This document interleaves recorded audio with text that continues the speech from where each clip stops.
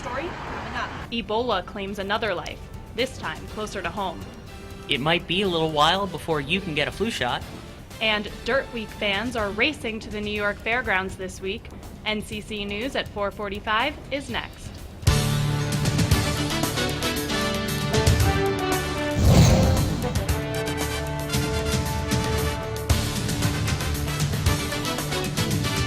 The election for our local congressional seat is coming up in less than a month. Former federal prosecutor John Katko is challenging incumbent Dan Maffei. Good afternoon, I'm Sawyer Rosenstein. And I'm Amanda Winograd. With several national issues capturing the public's attention, experts say national issues will play a big role in who Syracuse voters choose as their local representative. NCC News reporter Anna Giles is live in the studio with our top story. That's right, Sawyer and Amanda. Many people I spoke to here in Syracuse say they are worried about the Ebola outbreak and the battle against Islamic State militants in the Middle East. Political science experts tell me Syracuse voters and people all over the nation will likely hold their local representatives accountable in the November election. With midterm elections right around the corner, candidates on the ballot in New York State are in full campaign swing. But in this midterm election, experts say national crises could sway local votes. Parties, as national organizations, want to claim credit for things they've done or to criticize things the other party has done. Some Syracuse voters are concerned about the Ebola outbreak. They never know who has it. You know, it's just like HIV and AIDS. Yeah, I'm concerned about it because I don't want to, catch it. Others are more concerned about the battle against Islamic State militants in the Middle East. I definitely want to see more action as far as the U.S. goes over there and with all other nations. Maxwell School political science professor Christy Anderson says the amount of attention these issues are getting could cause a political blame game, especially in heated races like the local congressional battle between incumbent Dan Maffei and challenger John Katko.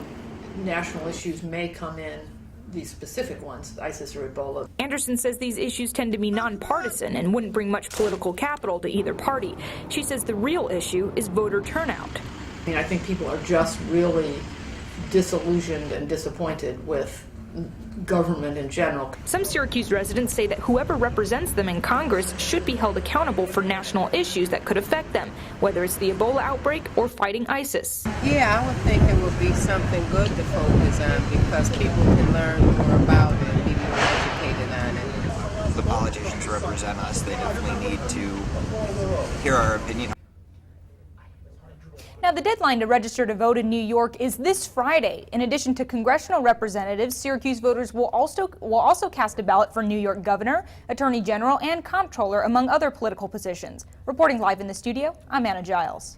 You can register to vote by mail or in person at the local Board of Elections office. If you mail in your registration form, that needs to be postmarked no later than this Friday. There may be a delay if you want to get a flu shot. Officials at upstate hospitals say they're behind on getting shipments of the vaccine. They're not calling it a shortage, but say you should call your doctor's office to make sure they have the shot. If the vaccine is available, doctors say, get it. DeWitt police are warning residents about burglars that have been breaking into homes and stealing electronics.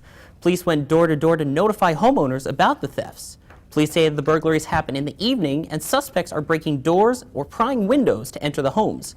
Suspects are primarily stealing electronics, and police are asking that any suspicious activity gets reported because the suspects may be neighbors scouring the next victims. The Camillus Gun Club has reopened its doors. The club voluntarily closed for a month after police received their fourth complaint of a nearby home being hit by a bullet. The homes in Viewpoint Estates are worried that the problem will continue. An investigation is underway to find out. It's one of those neighborhoods where you can kind of let your kids out by themselves to play a little bit, and I just feel like I can't do that anymore right now. An investigation is underway to find out who is responsible for the shootings, but the club says they will only allow members to use the range and will have a range officer there to monitor it.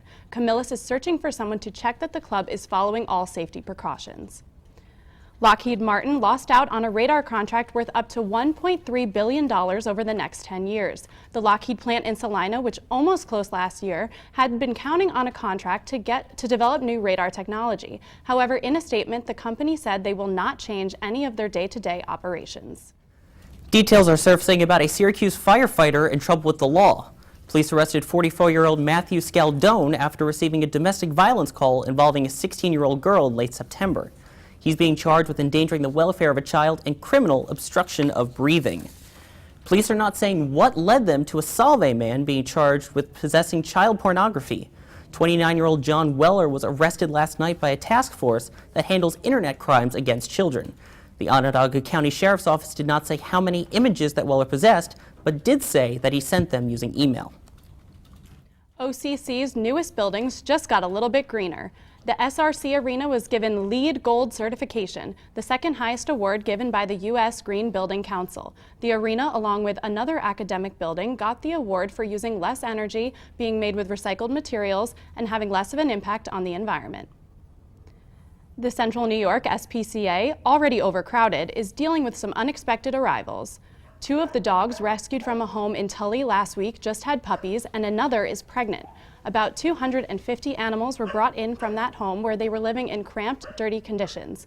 The animals still need to be checked by a vet, but should be ready to adopt in a few weeks. A supermarket on the west side of Syracuse has completed its renovations. No James Supermarket had its grand reopening today at 2 p.m. The store just completed renovations that cost over $2.5 million. The project focused on the roof, floor, parking lot, and more. It started last October and was the first time in the store's 95-year history that it was closed. And Super Dirt Week kicked off with its first events today. The events led up to the Syracuse 200 this Sunday, a race that is 200 miles. It's the 43rd annual Super Dirt Week and takes place at the New York Fairgrounds. Tickets are anywhere from $80 to $100. The skies have been dreary all day in Syracuse. NCC News weather reporter Rachel Walski is out on the weather deck with a look at your first forecast. Rachel? Well, there's some clouds up in the sky right now, but the sun is peeking through just a little bit, but it is a little chilly, so I kind of wish I had my jacket. But it's currently 58 degrees. Winds are coming from the southwest at around 13 miles an hour, so it's a little bit breezy out here. The barometer is reading at 29 and rising a little bit, so we are expecting nice weather pretty soon. Humidity is at 72. The moisture in the air is kind of from the small rain drizzles we've been seeing, but hopefully later this week it's going to be a little bit better, but I'll have more during your full forecast when we come back.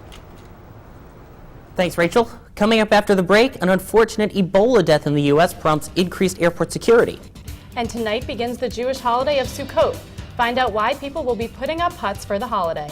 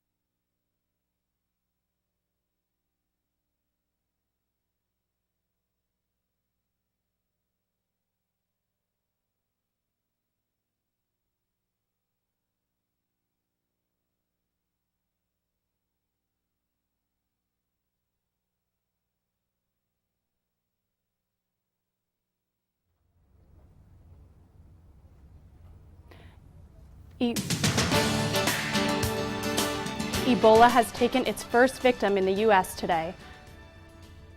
As ISIS prepares to take over the Syrian town of Kobani, which borders on Turkey, the U.S. responded with 6 airstrikes to the region. While the strike did destroy some military equipment, the city will probably still fall. ISIS raised their flag in the city on Monday, prompting the United States' unsuccessful response. The demonstrations that once clogged Hong Kong streets have thinned out for now. Wednesday saw fewer protesters than in the last few weeks because of the promise of talks scheduled between the Chinese government and student leaders this Friday. But if these talks don't go as planned, the demonstrators will come back out in full force. Any gay couples who plan to get married today in Idaho and Nevada had to put their plans on hold.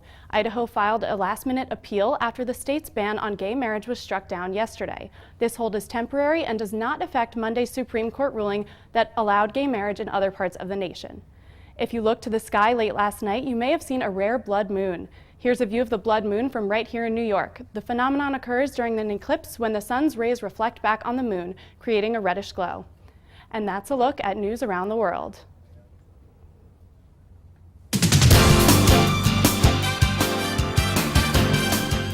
If you see a small building pop up outside your neighbor's home, don't be surprised. They're actually called sukkahs and are an important part of a little-known Jewish holiday. Hebrew Day School braved the cold and rain to build together. But what exactly were they building? We were building a sukkah, which is not only like a tent, but it's also like a booth, because the word sukkah means booth. The sukkahs are for the Jewish holiday of Sukkot, which usually comes right after Yom Kippur. The kids at the school learned about the holiday through teachings, books, and song. Sukkot has a very important relationship to the harvest. Rabbi Yaakov Rappaport of the Syracuse Chabad House says the holiday was a way to remind the farmers that they were being watched over. Because the farmer gets up early in the morning and he works till from sun up to sundown, and he's back-breaking work, forgetting sometimes that it's true you got to work, but all you need, God forbid, is a drought or no rain or a blight or something, and your whole harvest is gone. During the holiday, sukkahs, like the ones at the Chabad House and the day school, are places to eat and, in some cases, sleep. The roof is on, and the walls are up, however the inside is still empty. That's what the kids and the community will be coming together to decorate in celebration of the holiday.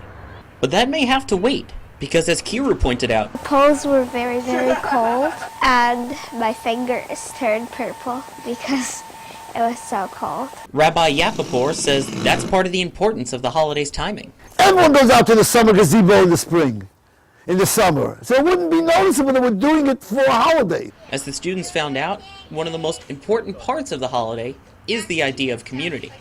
And as the rabbi notes, it's about the whole community, not just the Jewish community. There's no limit to how big a sukkah can be. And we can invite our non-Jewish friends also, so really it's about the unity of all mankind. Now, sukkahs are typically decorated using harvest vegetables such as hanging dried squash and corn, but the kids added their own decorations with arts and crafts. So sukkah starts tonight and lasts throughout the week. Now, that was a pretty cool event, and I'm Jewish, and I honestly didn't know that much about the holiday. My next door neighbors have a sukkah up, and I've been getting a lot of questions about it, so now I know how to explain that. Yeah, it's actually really an interesting thing how they go inside and they eat in it, and some people sleep in it, and I wish you could see the decorations. Unfortunately, they finished them after I finished filming it, but they're so cool. They're drawings, and they're adding into it. It was really well done.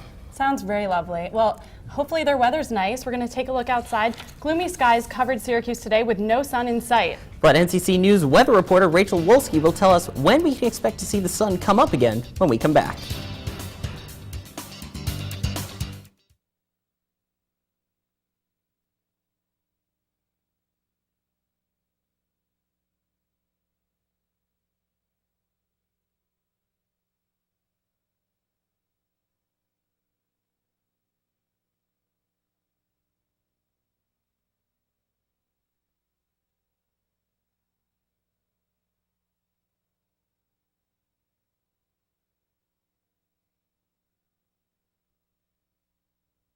In the world.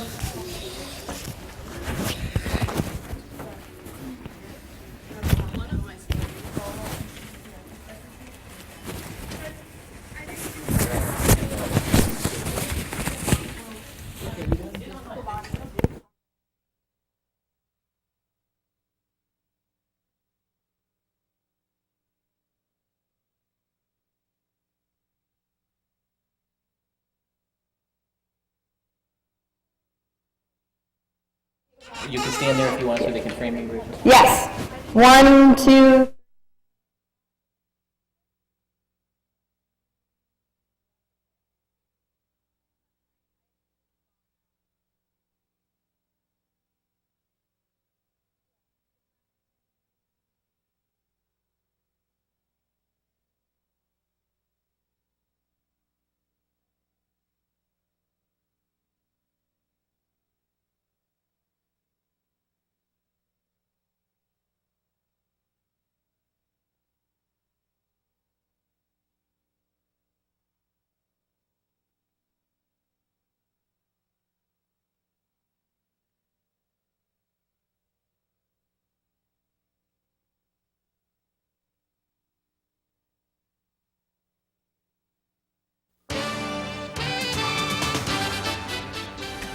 Well, it was breezy and beautiful on Monday, but unfortunately today and yesterday that weather didn't hold true.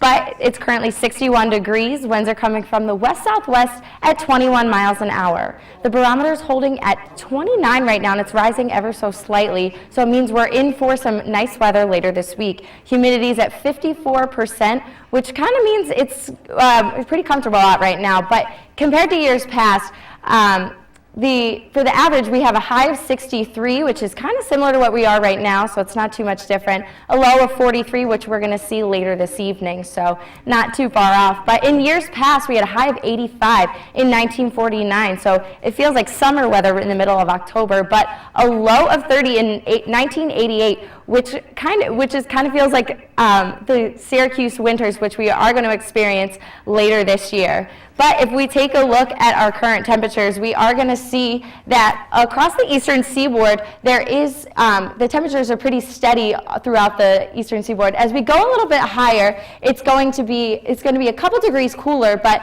when we go lower, it's going to be a couple degrees warmer. It's going to be 70 degrees down by North and South Carolina, and up by Maine and everything, it's going to be around 58. But if we look at the storm radar, we're going to see a cold front up by Canada, which is going to hit over Syracuse later this evening, probably within the next 10 to 12 hours, which is going to bring us cool, dry air, which is going to make it a little bit colder with the temperatures than we've seen before.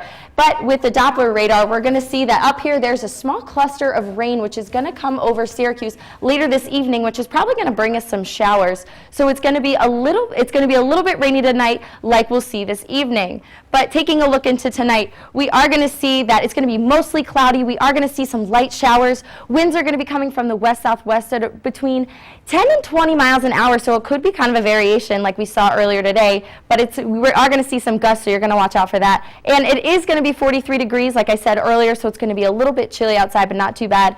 Taking a look into tomorrow, it's going to be mostly sunny, so those skies are going to clear up tonight. A little bit breezy, not as breezy as today, but maybe a little less. Winds are going to be coming from the west-southwest at 17 miles an hour with a high of 60 degrees, so it's very similar to what we had today. But if we take a look at that beautiful 5-day forecast, we are going to see that Thursday, it's going to be mostly sunny, temperature of 58. Friday and Saturday, it's going to be partly cloudy skies outside. Temperatures are going to be 56 and 57 for highs.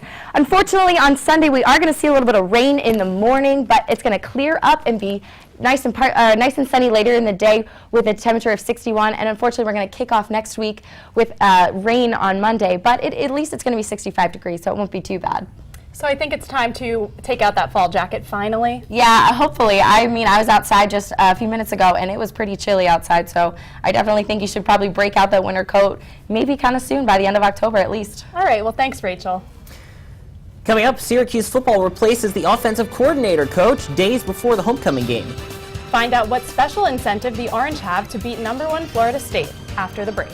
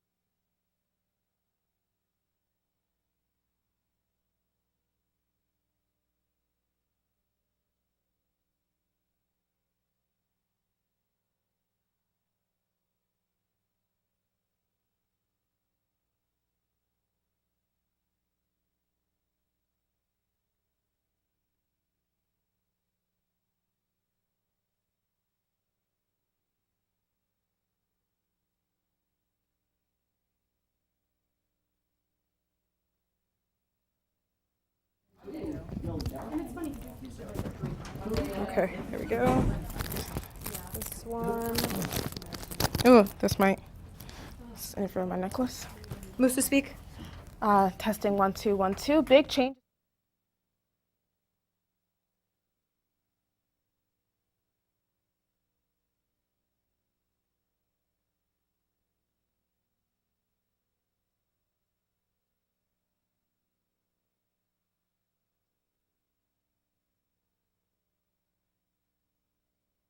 Five. It's okay, just gonna have to leave it.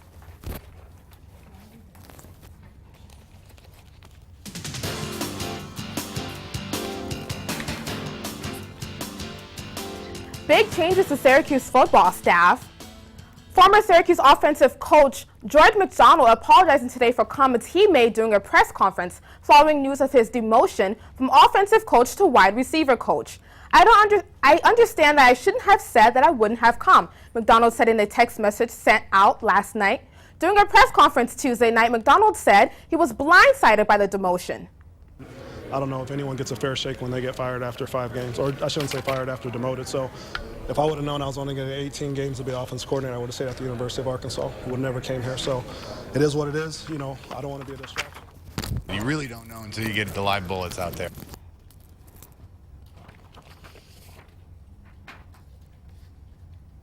The new Syracuse offensive coach is his good friend and current quarterback coach, Tim Lester. We now know that 2 quarterbacks will replace the injured quarterback Terrell Hunt at Saturday's game against the #1 Florida State. The Orange will play redshirt freshman Austin Wilson and true freshman A.J. Long for the Syracuse homecoming game Saturday. Wilson, the redshirt freshman, has the most game experience, having replaced Hunt in the season opener and late last week after Hunt broke his fibula.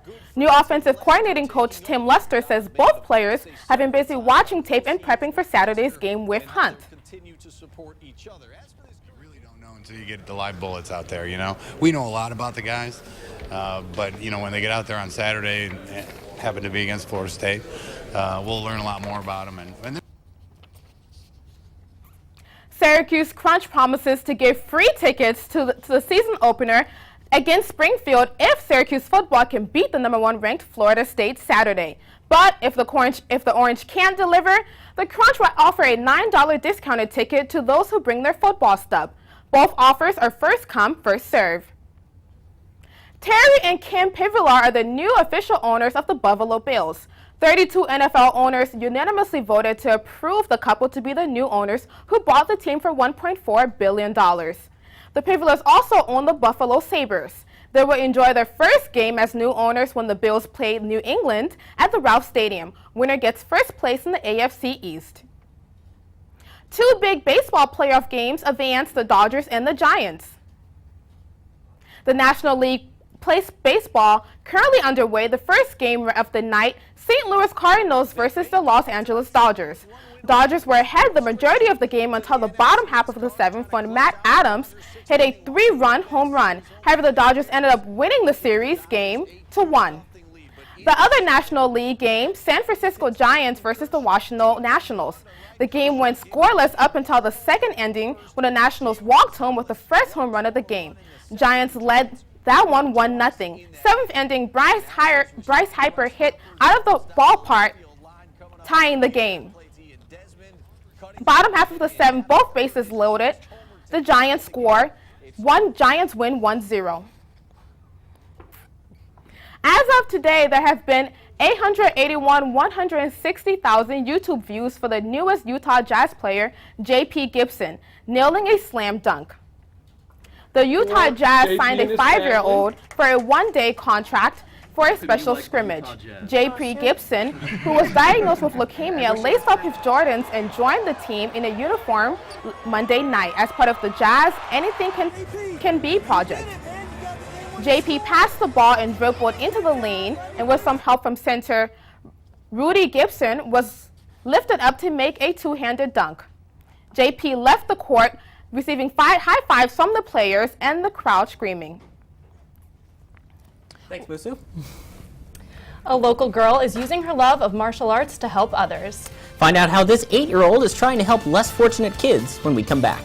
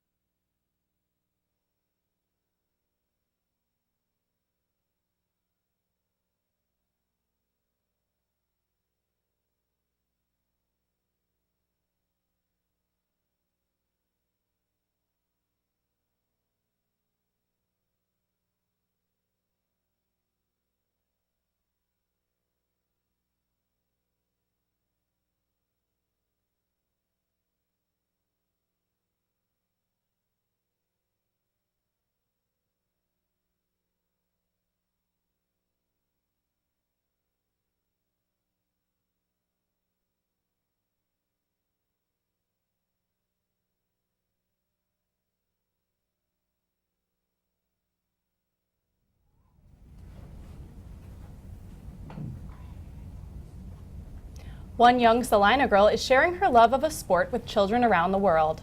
8-year-old Valencia Bidwell has been doing Brazilian Jiu-Jitsu for 3 years and wants others to be able to participate as well. The world's experience the joys of Brazilian Jiu-Jitsu like I have.